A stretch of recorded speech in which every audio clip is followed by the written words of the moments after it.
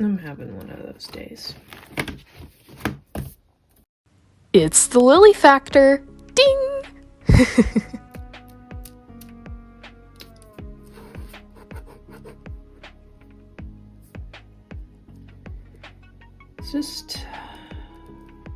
It's just one of those days, I guess.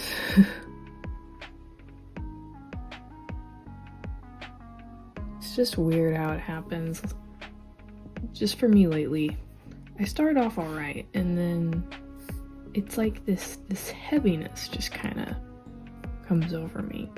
It's like a dark cloud that just forms over my head. And it's hard to shake it off.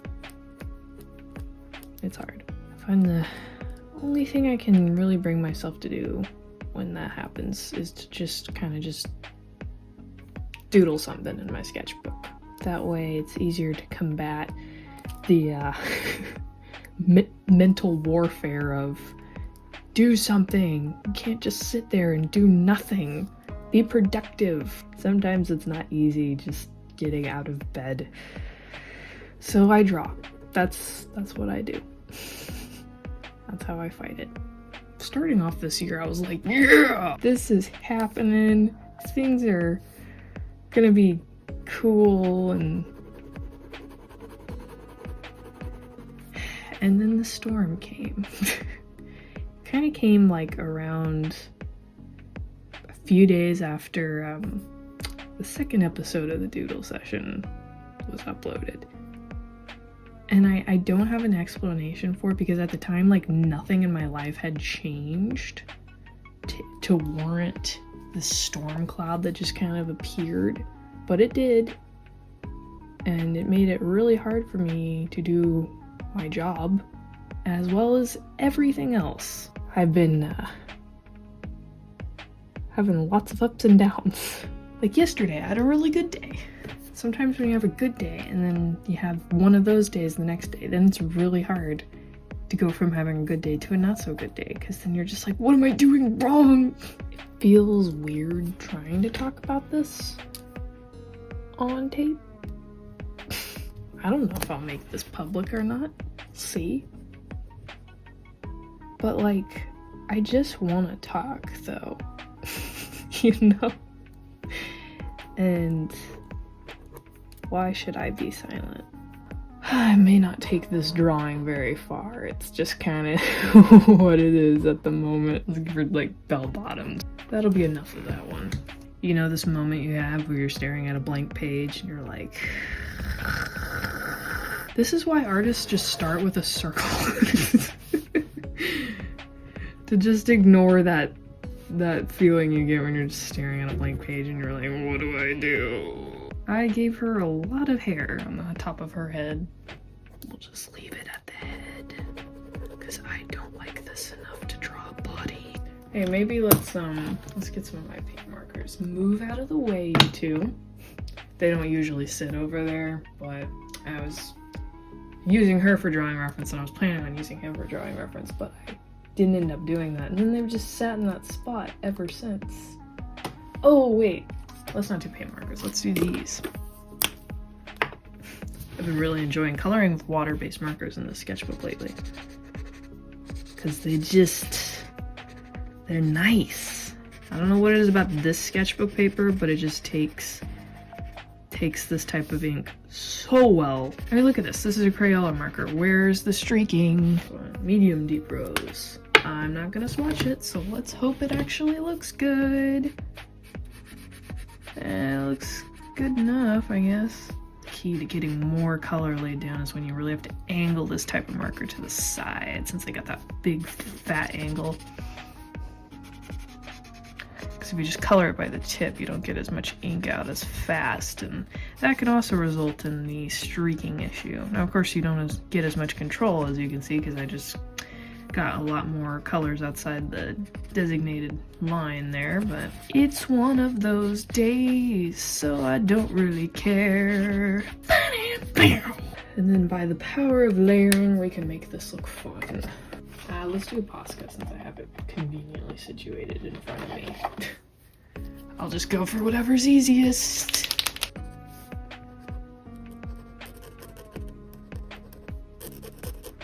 I just want to add dots everywhere.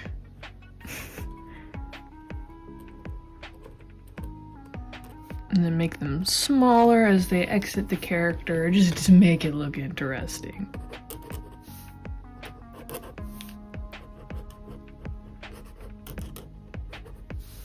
I've been wanting to draw mechanical stuff lately.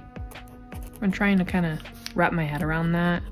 Because when I try to think of how articulation works and like robotics and joints and stuff, my head starts to hurt. And usually once I reach that point, then I just get even more determined to understand it. Now, I'm not saying I want to know how robotics works fully, but I want to at least be able to grasp enough of it to be able to draw something mechanical that looks believable from my imagination, you know? I was studying an artist because I have like this book that features a bunch of artists that use this digital art software. And one of the artists in there had some art of, they're like concept art of mechanical type of robotic looking creatures.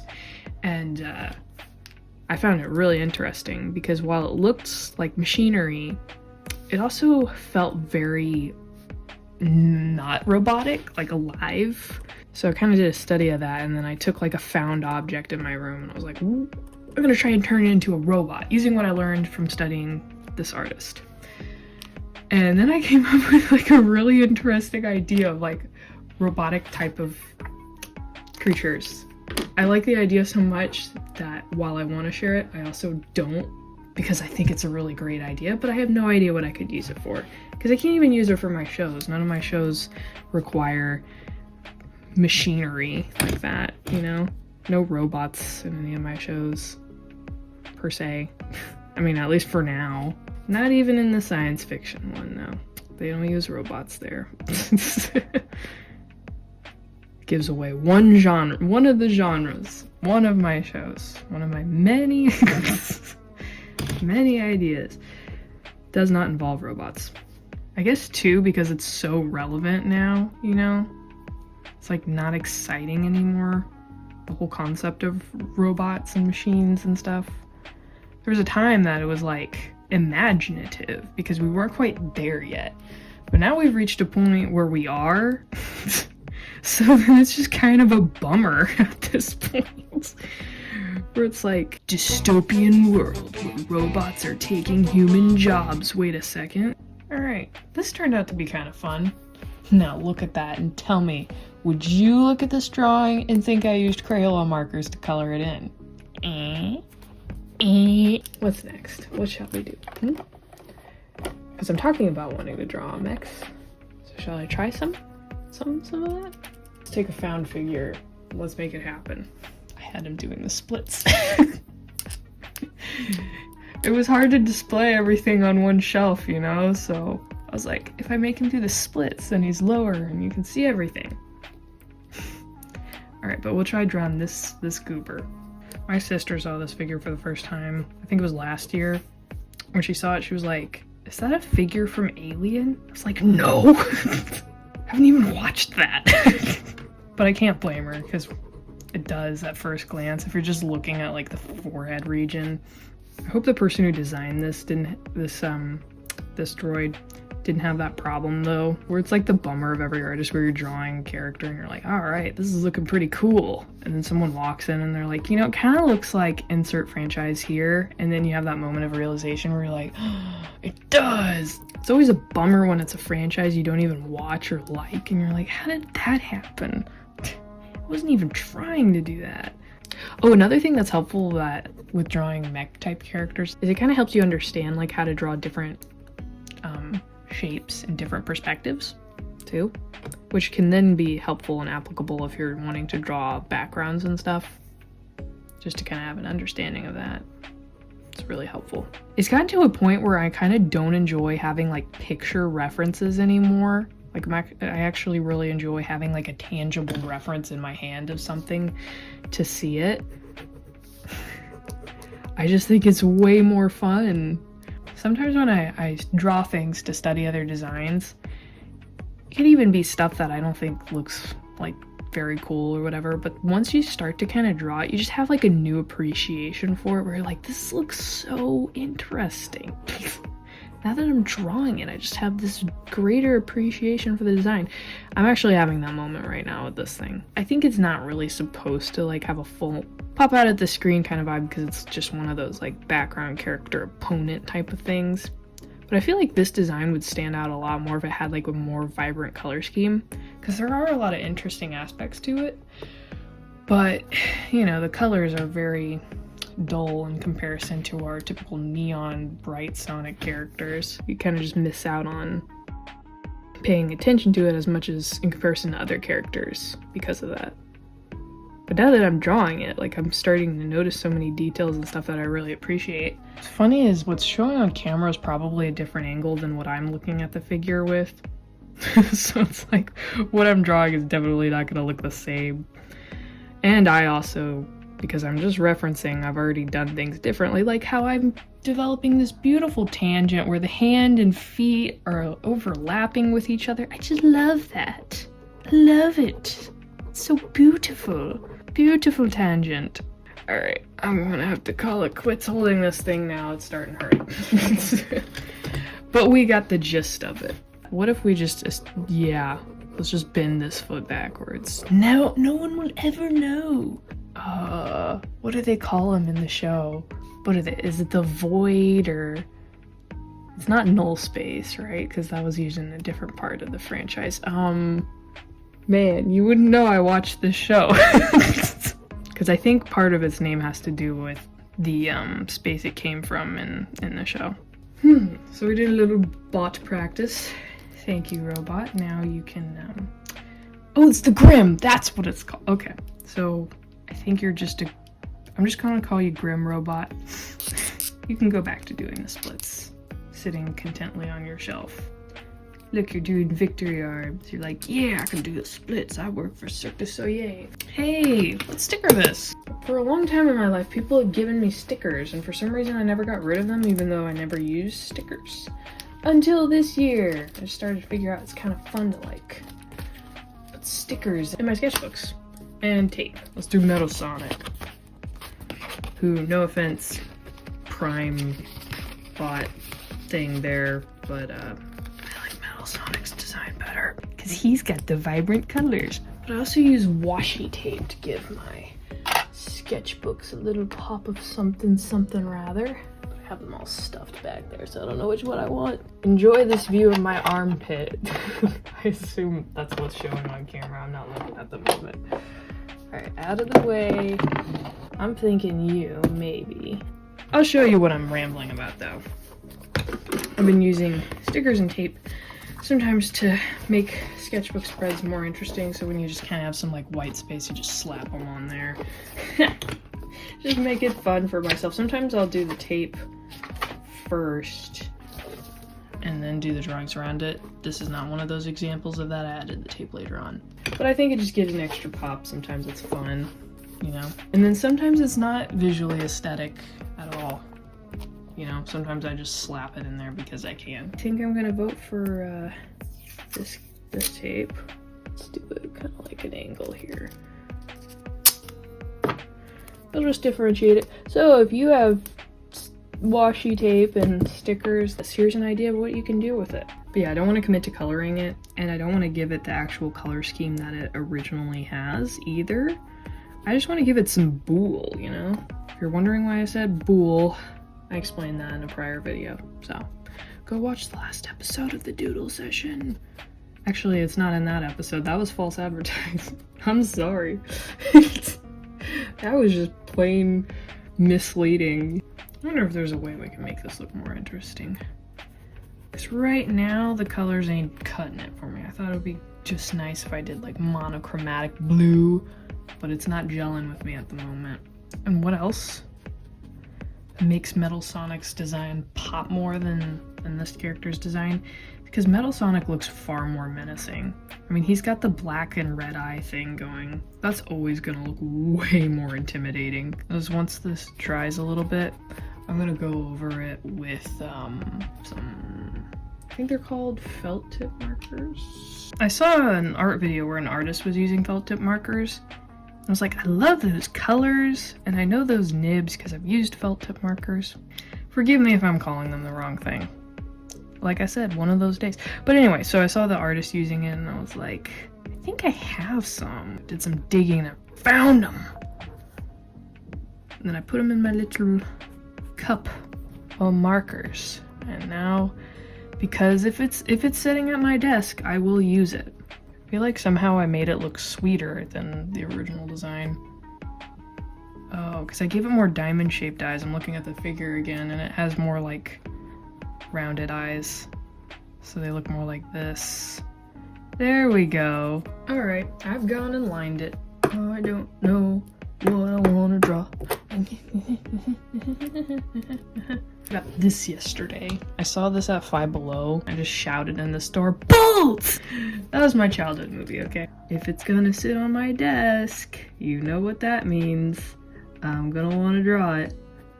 I love the little art style that's in the credits of the movie, where they kind of have like the little black beady eyes, Bolt and Penny.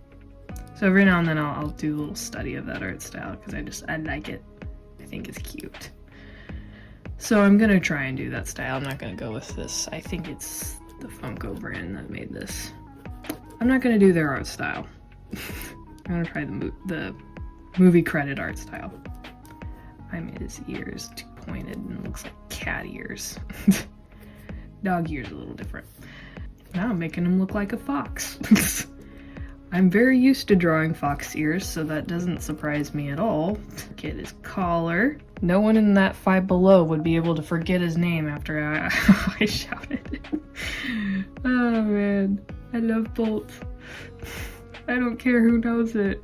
Disney, don't do anything else to that movie franchise. Please do not ruin my childhood. And then of course we can't forget his little lightning bolt.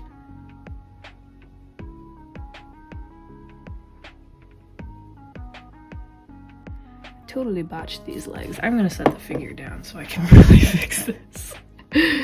Oh man. I don't know what I did there, but it needs work.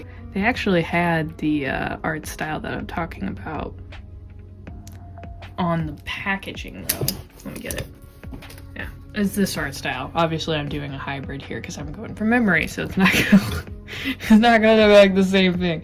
But this is the little, it's similar to that. I don't know if this is verbatim the credits art style, but it's something like that. I do remember the dot eyes for sure. Highlighters. I have these things and I never use them, and the main reason why I never use them is because they crystallized and so they've gotten harder to use. But I figure if I start to use them more, that problem will go away, you know? That's my theory. Sometimes like paint markers pull the same kind of shenanigan, where it's like if you don't use paint markers regularly, it takes a lot more effort to prime them. But also with paint markers, it's best to store them where they're laying flat instead of standing up, so that way it's easier to prime the paint. And I'm not even doing this on camera. Oh, I hate when I do that. We got plenty of space down here, but to do what? I am gonna add some tape on here. More aesthetic tape. I say that because I'm just envisioning someone grimacing at my doing this. And then I've got this bull pen here, so let's just trying to make it nice and fancy. Sometimes you can have sketchbook spreads that are just like that. And then other times you just want it to look nice. I'm not doing this for the sake of an art video. I'm just doing this because art is therapy a lot of the time. So I'm just trying to do my therapy right now. I got this like pink and blue theme going, minus the red, but thinking I'll just kind of take what I've done here and continue to explore it more. But let's try like doing something from imagination here, taking what I've learned from studying and apply it. Drawing bots from imagination from time to time, and it's kind of fun. There's one time I did it and all of the little droids I drew, they all looked like insects. I don't know. And I was just doing it from imagination, so I was just kind of like letting whatever line kind of set it off as to what it was. But it was funny, they just ended up looking like ants, as if they were robots or whatever. Or droids, rather. And once again, it was like such a fun spread. I'm like, oh, this is cool, I want to show it off, but at the same time I don't, because I like the look. It's like very unique. I want to keep it to myself, but at the same time I have no idea what I could use it for, because I just do not have a use for robots in any of the stories I'm writing. Sorry, robots. I'm going for some diamond shape eyes since I wasn't able to do that with this one. Stinking slot eyes. I feel like this one should have eyebrows. I don't know why. It's making me think of robots now. Because I just like how the robots in robots have their little windshield wiper eyebrows. So I'm gonna do that. I just think it's cute. I have the Art of book for robots. I think I got it like last year. Because every now and then, like, a movie will pop in my head. I'm like, oh, do they have an art book? I would love it if they have an art book. And they do. And then I'm like, getting it. So I got a robots one. And what I love is finding art of books that have traditional art for their concept art. It's a rare gem nowadays. Because anything like current is going to be strictly digital concept art. The robots art book, like a lot of the concept art for the robots are done in pencil. And then like How to Train Your Dragon, the first one, and not the remake. I hate that I have to say that, but the original animated first How to Train Your Dragon movie, they have a lot of concept art in there, and it explicitly says like painting or, you know, pen and ink or whatever. And you're like, oh my gosh. They actually painted that dragon? That's so cool. I would have thought that was digital. I was looking at this and I was like, this little part looks like a lower jaw. Using that as like the idea for the articulation. So like this jaw can kind of just swing back and forth for this robot or something. It's weird. I want to give it bad posture. I almost want it to look like senile. I don't know, like kind of elderly for a robot. I don't know. I'm not sure how I can pull that off. I'm trying to think of like if I can give it an anatomical build that just like has this resemblance. So if I like kind of make it hunched over, thinking that might help. We'll see. Give it like a missing arm. Some little wires as if it's to kind of like show that fact. So that way it doesn't look like the arm's just kind of like hanging back out of view. And then I feel like it just should just have like some kind of symbol on it. Like show some sort of ownership, like that this machine is tagged, it belongs to something. I could give it a lightning bolt, like, well, hang on, I got a better idea. But having to draw the rest note a lot. So just trying to draw from memory here. Has a shape around it to really clarify that this is a marking on the robot. I love the idea of drawing like machinery, but it has character to it, you know, which is what I was studying from this particular artist in this art book. For them, it was the way they used the shape language, so while it looked robotic, if you see just the silhouette of the machinery they were drawing, you would think it was like an animal or human just by the silhouette. But then when you see it in color with all the details and stuff, you can tell it's a machine. And so that's like one idea to go about it. With this one though, I think it's like giving it the expression and just like a kind of posture helps give it life while being robotic. You know, even though these are like crystallized, so they're scratchy and it's hard to work with these, I do like the unpredictability of the texture you get from it, you know? Just feel like I'm losing contrast on this puppy, and I do not want to lose contrast on this because I like this drawing. Try and see if I can just do one character, but like have him pose in a way that can fill the remaining space.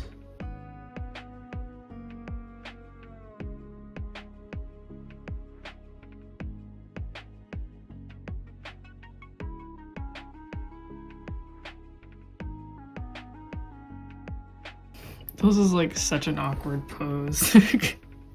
I'm just gonna like try and justify it and draw like a little mouse or something. That's why he's crouched down. He's looking at the mouse.